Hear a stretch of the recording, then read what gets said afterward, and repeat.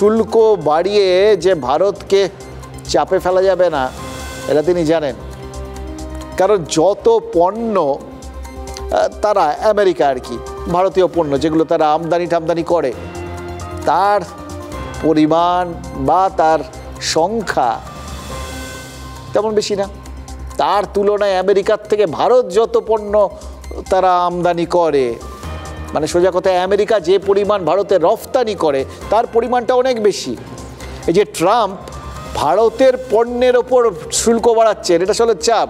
এই চাপ যে তোমরা বরঞ্চ আমাদের পণ্যের ওপর শুল্ক কমিয়ে দাও, এই শুল্কটা কমালে তার লাভ অনেক বেশি, ভারতের আর কত লাভ।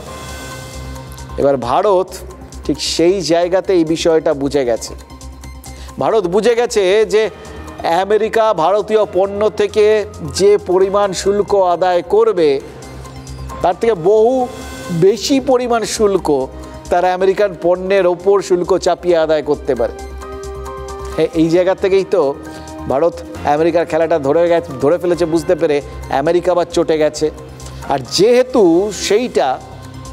সেই জন্যই তো পাকিস্তানকে সঙ্গে রাখা।